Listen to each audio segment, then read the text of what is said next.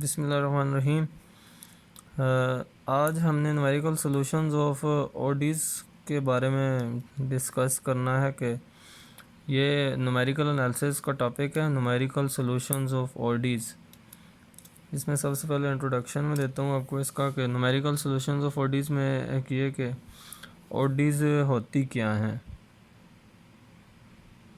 सबसे पहले तो हमें ओडीज़ के बारे में पता होना चाहिए कि व्हाट आर ओडीज़। इसकी डेफिनेशन है कि an equation containing the derivatives of dependent variable with respect to one or more independent variables is called differential equation. ये डिफरेंशियल इक्वेशन होती क्या है? An equation containing the derivatives of dependent variables with respect to one or more independent variables is called differential equation. यानी ऐसी equation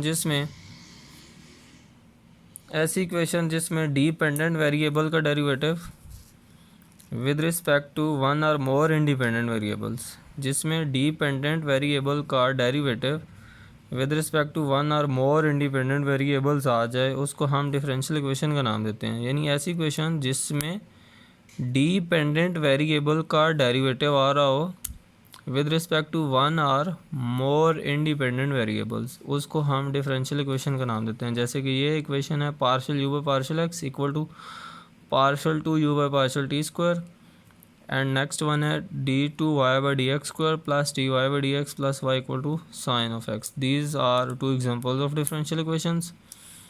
इसमें differential equation की जो definition है, इसमें ये बताया जा रहा है कि डिपेंडेंट वेरिएबल का डेरिवेटिव आएगा with respect to one or more independent. इसमें दो बातें की जा रही हैं, एक वन इंडिपेंडेंट की बात की जा रही है और एक मोर इंडिपेंडेंट की बात की जा रही है। तो इसके विद रिस्पेक्ट डिफरेंशियल इक्वेशन की दो टाइप्स हैं। Types of differential equation, there are two types of differential equation. Number one is ordinary differential equation, जिसको हम ODEs का नाम देते हैं, और दूसरी है पार्शियल डिफरेंशियल इक्वेशन, जिसको हम PDEs का नाम देते हैं। ये जो टाइप्स हैं ये with respect to independent variables के विद रिस्पेक्ट टाइप्स बनाई गई हैं।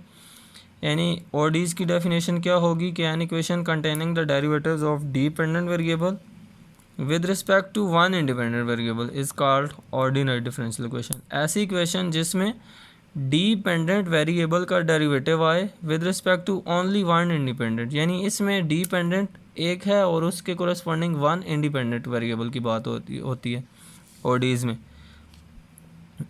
For example d y by d x equal to sine of x, इसमें सिर्फ एक इंडिपेंडेंट वेरिएबल इन्वॉल्व होता है। ऑर्डिनरी डिफरेंशियल इक्वेशंस में सिर्फ एक इंडिपेंडेंट वेरिएबल इन्वॉल्व होता है।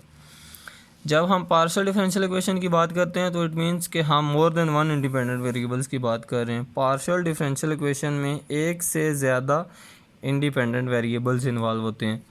An equation containing the derivative of dependent variable with respect to more than one independent variable is called partial differential equation. For example, ये example है, इसमें आप देख सकते हैं कि इसमें डिपेंडेंट तो एक ही है u, लेकिन इंडिपेंडेंट एक से ज़्यादा यूज़ हो रहे हैं, a, t, x and y। These are three independent variables. जब हम एक इंडिपेंडेंट वेरिएबल की बात करते हैं तो इसका मतलब है हम ODEs की बात कर रहे हैं, और अगर हम एक से ज़्यादा इंडिपेंडेंट की बात करें तो इसका मतलब है हम PDEs की बात कर रहे हैं। अच्छा जी, नेक्स्ट है order of differential equation. Differential equation का ऑर्डर क्या होता है? The order of the differential equation is the order of the highest derivative occurring in that equation. Differential equation का ऑर्डर क्या है कि जो सबसे बड़ा डेरिवेटिव आपके पास इक्वेशन में इन्वॉल्व हो रहा है वो उसके ऑर्डर को शो कर रहा है। यानी इस इक्वेशन में जो इक्वेशन का ऑर्डर है वो 2 है, क्योंकि इसमें सबसे बड़ा डेरिवेटिव सेकंड आ रहा है। ऑर्डर क्या होगा डिफरेंशियल इक्वेशन का कि जो सबसे बड़ा डेरिवेटिव आपके पास इक्वेशन में इन्वॉल्व हो रहा है वो ऑर्डर को शो कर रहा है। Degree of differential equation, degree of differential equation is the power of the highest derivative occurring in the equation. यानी जो सबसे बड़े डेरिवेटिव की पावर है उसको हम डिग्री का नाम देते हैं। अब इस इक्वेशन में देखें, ये सबसे बड़ा डेरिवेटिव है तो इसकी पावर कुछ भी नहीं है तो 1 होगी, इसकी पावर 1 है तो इसकी जो डिग्री है वो 1 होगी। The degree of the above equation is 1। सबसे बड़ा डेरिवेटिव ऑर्डर को शो करता है और उसकी जो पावर है वो डिग्री को शो करती है। अच्छा जी, नेक्स्ट है बाउंड्री कंडीशंस। बाउंड्री कंडीशंस क्या होती हैं? If all the required values are given simply at one point, the problem is called an initial value problem. An initial value problem consists of two parts. Initial value problem क्या होती हैं? Initial value problem जो है वो दो parts पर मुश्तमिल होती हैं। The one is y prime of x equal to f of x y. जो इक्वेशन हमें गिवन है d y by d x हम एक साइड पे कर लेंगे और इक्वल टू दूसरी साइड पे जो भी आएगा उसको हमने फंक्शन ऑफ एक्स वाई का नाम दे देना है, which gives the relationship between y of x and y prime of x and the initial condition. ये इसको इनिशियल वैल्यू प्रॉब्लम का नाम हम कब दे रहे हैं कि इसमें एक कंडीशन हमें गिवन है। वो कौन सी कंडीशन है? Y of x not equal to y not. If the conditions are given at two or more distinct points, अगर कंडीशन आपके पास एक पॉइंट पर गिवन होगी तो उस कंडीशन को हम इनिशियल वैल्यू प्रॉब्लम का नाम देते हैं। और अगर आपके पास condition more than one points पर गिवन है, if the conditions are given at two or more distinct points, दो या दो से ज़्यादा डिफरेंट पॉइंट्स पर अगर कंडीशन गिवन है तो the problem is known as a boundary value problem. तो फिर हम उस प्रॉब्लम को बाउंड्री वैल्यू प्रॉब्लम का नाम देते हैं। The solutions of initial value problems are easily obtained. Initial value problem का जो सोल्यूशन है उसको हम इजीली ऑब्टेन कर सकते हैं by using direct methods. Direct methods को यूज़ करके हम इनिशियल वैल्यू प्रॉब्लम को सॉल्व कर सकते हैं। Whereas the solution of boundary value problems are in general determined आर्बिट्रेटिवली।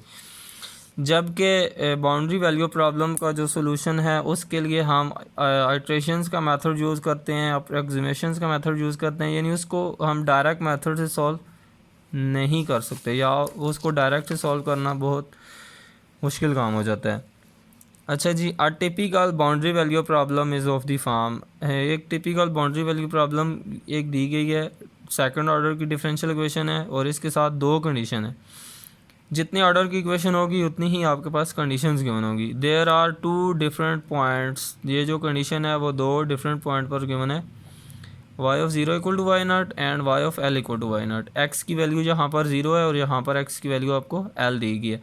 यानी बाउंड्री कंडीशन में हमने क्या देखा था कि if conditions are given at two or more distinct points then that condition will be boundary value problem. कि अगर आपको कंडीशन दो या दो से ज़्यादा डिफरेंट पॉइंट्स पर गिवन हो तो उन कंडीशंस को हम बाउंड्री कंडीशंस का नाम देते हैं। जी नेक्स्ट है कि methods to solve ordinary differential equations. कि ऑर्डिनरी डिफरेंशियल इक्वेशंस को सॉल्व करने के कौन कौन से मेथड हैं? There are a variety of methods to solve ODEs। For instance there are variety of method, बहुत सारे मेथड्स हैं ऑर्डिनरी डिफरेंशियल इक्वेशंस को सॉल्व करने के। फॉर एग्जांपल सबसे पहला है एनालिटिकल मेथड्स। एनालिटिकल मेथड्स को हम डायरेक्ट मेथड्स का नाम भी देते हैं। Number 2 graphical methods and number 3 numerical methods. If a problem can be solved analytically it is usually considered to be the most accurate solution. अगर तो हमारा जो प्रॉब्लम है उसको हम एनालिटिकली सॉल्व कर सकते हैं। एनालिटिकल मीन्स कि डायरेक्ट हम उसको सॉल्व कर सकते हैं। डायरेक्ट कैसे सॉल्व किया जाता है? डायरेक्ट सॉल्व कैसे कर सकते हैं हम कि उसके लिए ये सेपरेट कोर्स है जो कि डिफरेंशियल इक्वेशन का कोर्स है। हम क्योंकि न्यूमेरिकल सॉल्यूशंस की बात कर रहे हैं ODEs की, तो हमने इसमें एनालिटिकली मेथड्स कौन कौन से हैं उनको हमने डिस्कस नहीं करना। हम सिर्फ ये बता रहे हैं कि अगर किसी प्रॉब्लम को हम एनालिटिकली सॉल्व कर सकते हैं तो वो वहाँ से जो सोल्यूशन आएगा that will be accurate solution. तो यानी डायरेक्ट मेथड से जो सोल्यूशन हमारे पास आता है वो एक्यूरेट सोल्यूशन होता है, यानी उसमें एरर बिल्कुल भी नहीं पाया जाता। Most of the ODEs encountered in practice either can't be solve by analytical methods. ये ज़्यादातर ODEs जो हैं वो उनको हम एनालिटिकली सॉल्व नहीं कर सकते। Or they have too laborious analytical solutions, या तो उनके सॉल्यूशन बहुत ही लेंथी हो जाते हैं।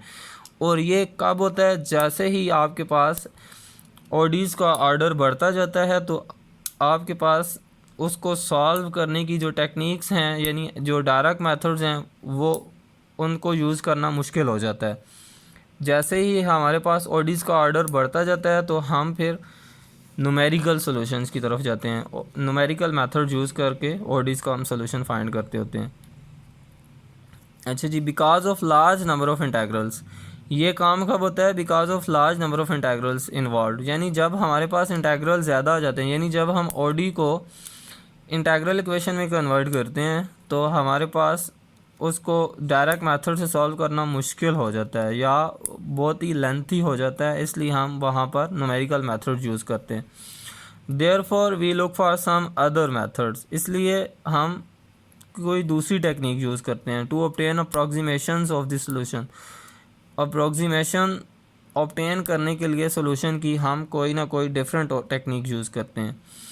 एनालिटिकली मेथड जहाँ पर यूज़ नहीं हो सकते। The graphical methods may give very useful insight into the nature of the solution. Graphical method हमें ओडीज़ का जो है वो यूजफुल इंसाइट तो दे देते हैं इनटू द नेचर, लेकिन ये कि but they suffer from several serious disadvantages, लेकिन उसमें बहुत ही ज़्यादा डिसएडवांटेजेस भी होते हैं। A few of them are, कौन कौन से एडवांटेज हैं उनमें से कुछ ये हैं कि एक्यूरेसी इज़ लिमिटेड, कि उसमें एक्यूरेसी लिमिटेड होती है।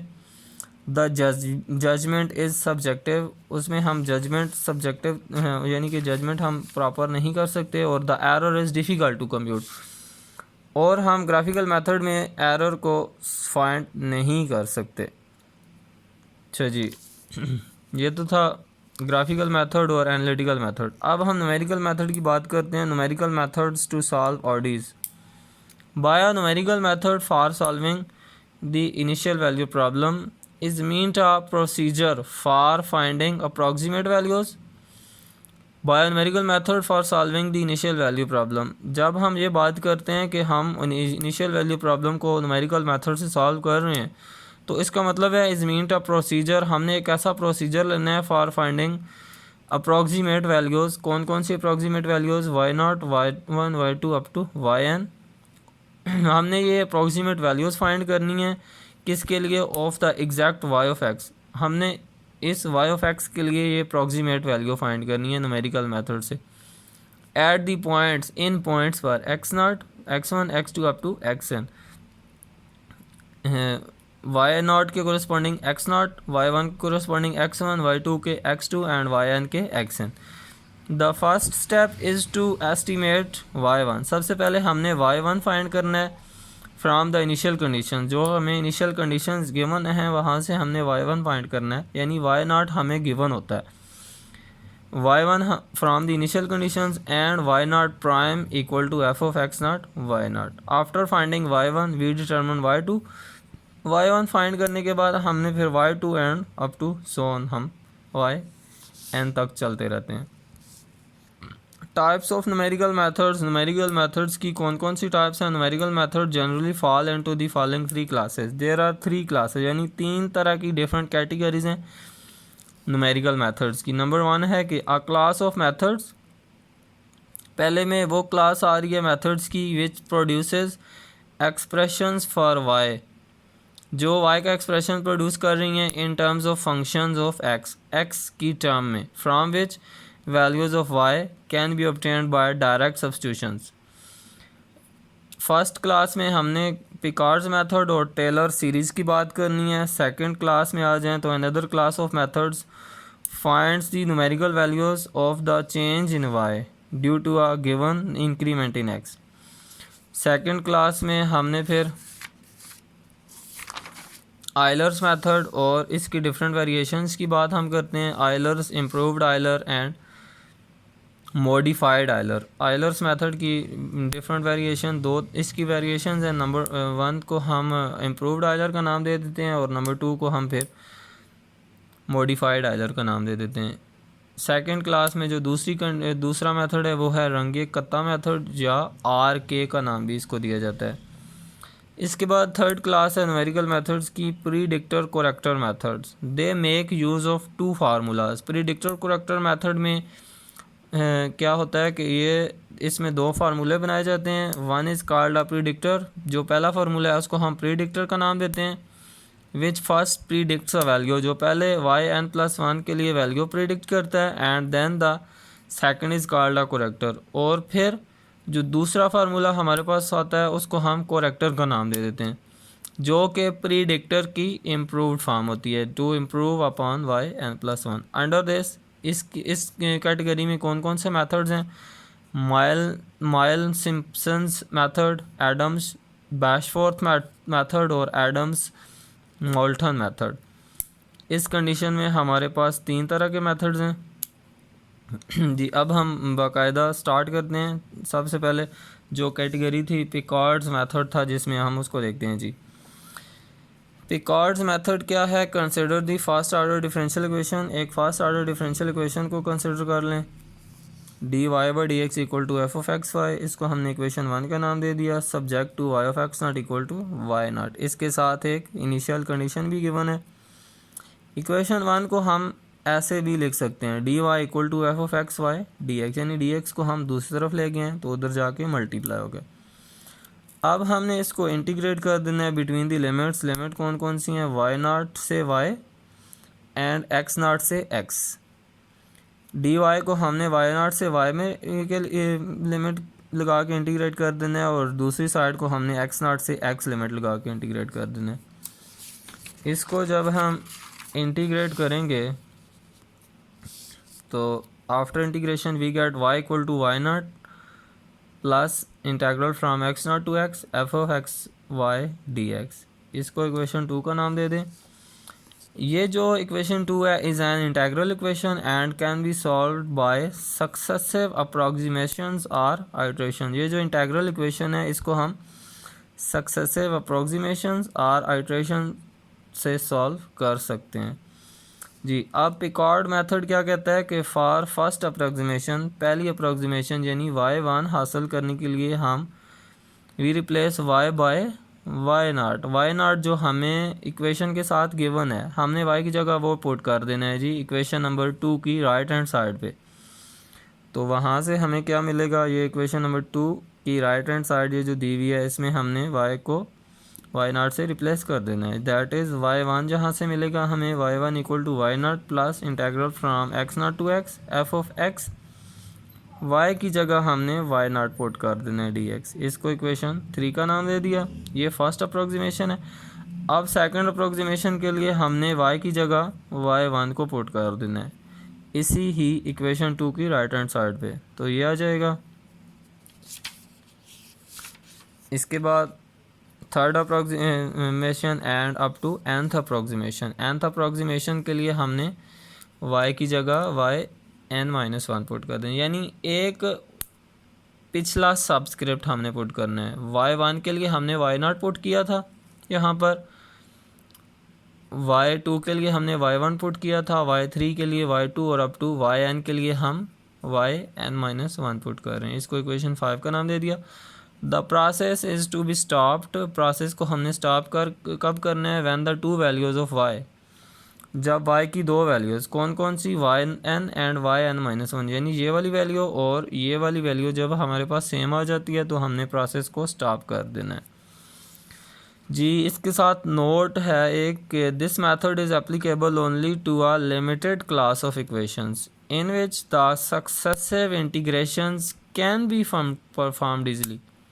कि ये जो मेथड है वहाँ पर सिर्फ एप्लीकेबल है only to a limited class of equations, जहाँ पर in which the successive integrations, यानी जहाँ पर सक्सेसिव इंटीग्रेशन को हम इजीली परफॉर्म कर सकते हैं, सिर्फ वहाँ पर ये पिकार्ड्स मेथड एप्लीकेबल है। यानी जहाँ पर हम जैसे कि ये y1 y2 y3 up to yn, यानी ये सारी इंटीग्रेशन जहाँ पर इजीली सॉल्व हो सकें, सिर्फ वहाँ पर ये मेथड एप्लीकेबल है जी। इसके एक एग्जांपल देखते हैं मेथड की कि ये मेथड अप्लाई कैसे करना है। हमने use Picard's method to approximate the value of y की वैल्यू अप्रॉक्सीमेट करने के लिए पिकार्ड मेथड यूज़ करें व्हेन x आपके पास 0.1 0.2 0.3 0.4 एंड 0.5 हो। तो गिवन आपको क्या है? Given that y equal to 1 at x equal to 0, this is the initial condition. यानी ये y नॉट आपको गिवन है 1 और ये x नॉट आपको गिवन है 0 and y prime equal to 1 plus x y, ये आपको डिफरेंशियल इक्वेशन गिवन है। इसका सोल्यूशन आपने करेक्ट टू 3 डेसिमल प्लेसेस, यानी पॉइंट के बाद 3 हिस्सों तक करेक्ट आंसर इसका आना चाहिए जी। हाँ, सोल्यूशन इसका हम स्टार्ट करते हैं। गिवन हमें क्या है, y prime equal to 1 plus x y, और इसके साथ इनिशियल कंडीशन कौन सी है, y of 0 equal to 1। Y prime यानी कि d y by d x हमें दिया हुआ है, d y by d x equal to 1 plus x y, इसको हमने इक्वेशन 1 का नाम दे दिया। जैसे पीछे हमने देखा था, बताया था मैंने आपको कि d y by d x को एक साइड पे रख के दूसरी साइड पे जो चीज़ होगी उसको हमने एफ ऑफ एक्स वाई का नाम दे देना है। और पिकार्ड मेथड जब हमने स्टार्ट किया था वहाँ भी मैंने बताया था, देख लें कि consider the first order differential equation d y by d x equal to f of x y, यानी दूसरी साइड पे जो टर्म है उसको मैं एक्स वाई का नाम, एफ ऑफ एक्स वाई का नाम दे रहा हूँ, फंक्शन ऑफ एक्स वाई का। इसमें एफ ऑफ एक्स वाई हमें क्या दिया हुआ है, 1 plus x y, y not 1 है और एक्स नॉट इसमें 0 गिवन है। सबसे पहले हमने फर्स्ट आइट्रेशन इसमें अप्लाई करनी है। फर्स्ट आइट्रेशन के लिए मैं क्या करूँगा, जैसे मैंने बताया था कि y की जगह हमने वाई नॉट रिप्लेस कर देना है। वाई नॉट हमें गिवन है y one equal to y not plus integral from x not to x f of x y not d x. Y not हमें 1 गिवन है प्लस एक्स नॉट हमें 0 given है, तो लिमिट इसकी 0 से x आ जाएगी। फंक्शन हमें कौन सा गिवन था, 1 प्लस एक्स वाई, तो यहाँ पर 1 plus x as it is है, तो y की जगह वाई नॉट आ जाएगा d x. 1 plus integral from 0 to x 1 plus x, what was y not is 1, तो वाई नॉट की जगह 1 पुट करेंगे तो ये 1 प्लस एक्स आ जाएगा डी एक्स। इसको हम इंटीग्रेट करेंगे तो यहाँ से 1 प्लस एक्स स्क्वायर बाई 2 आ जाएगा जी। इसको इक्वेशन नंबर 2 का नाम दे दिया। इसके बाद सेकंड आइट्रेशन के लिए हमने y की जगह y1 पुट कर देना है, तो फंक्शन में y की जगह y1 आ जाएगा 1 प्लस एक्स y1। फंक्शन हमें 1 प्लस एक्स वाई गिवन है तो y की जगह y1 आ गया। अब 1 plus x as it is आ गया, y1 क्या था, y1 ये आपको फर्स्ट आइट्रेशन से मिल गया है 1 प्लस एक्स स्क्वायर बाई 2, वो यहाँ पर पुट कर दें 1 प्लस एक्स स्क्वायर बाई 2 जी। इसको x के साथ मल्टीप्लाई करा दें, मल्टीप्लाई कराने के बाद इंटीग्रेट करके लिमिट पुट कर दें 0 टू x, तो हमें y2 मिल जाएगा जो कि 1 plus x square by 2 plus x cube by 3 plus x 4 by 8 आ गया। इसको इक्वेशन नंबर 3 का नाम दे दिया मैंने जी। नेक्स्ट अब हमने थर्ड आइट्रेशन पे जाना है। थर्ड आइट्रेशन के लिए हम y की जगह y2 पुट कर देंगे, यानी थर्ड आइट्रेशन मीन्स कि अब हम y3 फाइंड करने जा रहे हैं। y की जगह y2 मैंने पुट कर दिया, 1 plus integral from 0 to x 1 plus x, y की जगह y2 dx, 1 plus integral from 0 to x 1 plus x as it is, y2 की जगह y2 की वैल्यू जो अभी हमने सेकंड आइट्रेशन में फाइंड की थी वो पुट कर दें, 1 plus x square by 2 plus x cube by 3 plus x 4 by 8 into D x. X को इस पूरी टर्म से मल्टीप्लाई करा दें, मल्टीप्लाई कराने के बाद इसको इंटीग्रेट कर लें। इंटीग्रेशन सिंपल है बिल्कुल, इसकी इंटीग्रेट करने के बाद हमें ये टर्म मिल रही है 1 plus x square by 2 plus x cube by 3 plus x 4 by 8 plus x 5 by 15 plus x 6 by 48। इसको मैंने इक्वेशन नंबर 4 का नाम दे दिया जी। नेक्स्ट अब हमने फोर्थ आइट्रेशन पे जाना है। फोर्थ आइट्रेशन के लिए हम y की जगह y3 पुट कर देंगे,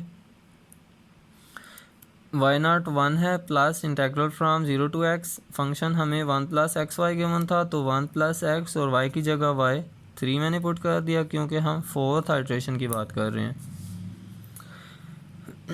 अच्छा जी, 1 plus integral from 0 to x 1 plus x और y3 की जगह y3 की वैल्यू मैंने पुट कर दी। x को पूरी टर्म से मल्टीप्लाई करा दें, मल्टीप्लाई कराने के बाद इंटीग्रेट करेंगे तो ये टर्म आ जाएगी। इसको मैं इक्वेशन नंबर 5 का नाम दे रहा हूँ। अच्छा जी, अब हमने क्या करना है कि अब हम x की वैल्यूज़ पुट करना शुरू कर देंगे y1, y2, y3 and y4 में। x को जब मैं 0.1 पुट करता हूँ तो मुझे y1 क्या मिल रहा है 1.105, y2 मुझे मिल रहा है 1.105 3458, y3 मेरे पास आ जाएगा 1.105 3465 and y4 equal to y3 आ जाता है, यानी y4 और y3 इसमें सेम आ जाते हैं, इसलिए मैंने अपने प्रोसेस को स्टॉप कर दिया था। इसी तरह आप x को 0.2, 0.3, 0.4 एंड 0.5 पुट करके भी चेक कर सकते हैं जी। नेक्स्ट एग्जांपल है use Picard's method to solve y when x equal to 0.1 dy/dx equal to y minus x by y plus x, और इसके साथ हमें y of 0 equal to 1 given है। इसको भी बिल्कुल सेम जैसे पिछली एग्जांपल मैंने की है उसी तरह आपने सॉल्व करना है। y3 y4 तक फाइंड करें और उसमें फिर y1 y2 y3 और y4 में फिर आपने x को 0.1 पुट कर देना है। बहुत सिंपल एग्जांपल है। Thank you.